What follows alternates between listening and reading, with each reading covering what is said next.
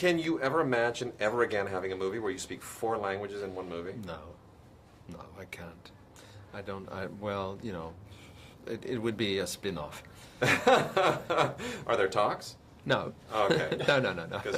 No, hypothetically speaking. Yeah. Because there is that moment where if you're casting a movie like Quentin, you're like, I need a guy who can not only be this character, but can speak 4 languages. Normally, you're lucky to get a guy who can do 1. Yeah, well, I mean, Now you worked awesome. So how did the two of you find each other? casting, you know, very, very conventional casting. And in terms of the languages, you know, this is not such an unusual thing where I come from. Not that it, you know, everybody speaks 4 or 5 languages, you know, like in Holland, you know, almost everybody speaks 3 or 4 languages fluently.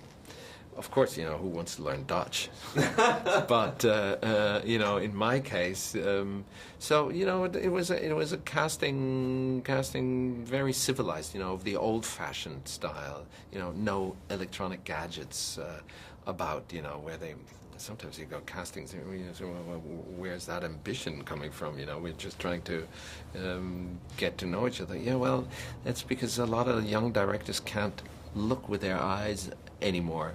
You know, they have to have some electronic, I don't know, guidance. Not Quentin. You know, Quentin is an analog guy. He looks with his own eyes, and he looks at you, and you start playing with him, and it's fantastic.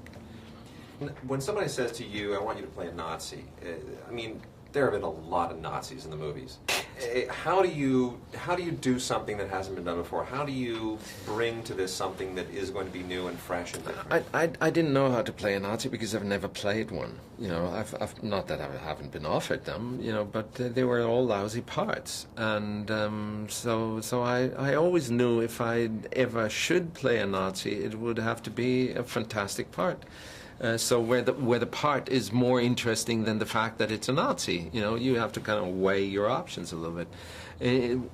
Well, there it is.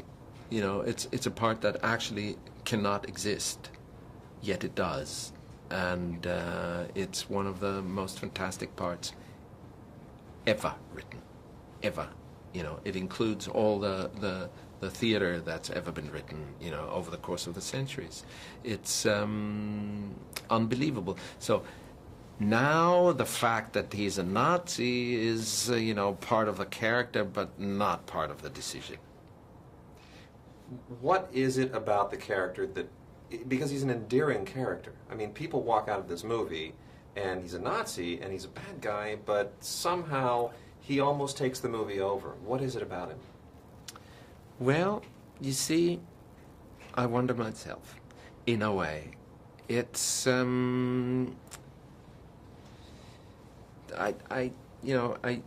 help myself with a term, you know, the multi-layered, multifaceted aspect of this character.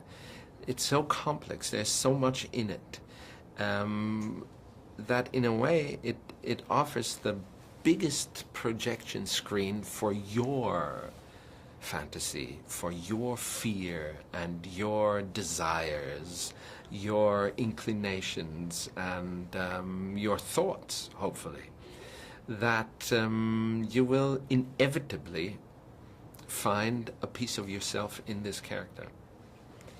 And to me, that's where the Once Upon a Time is coming from, because that is sort of the introduction to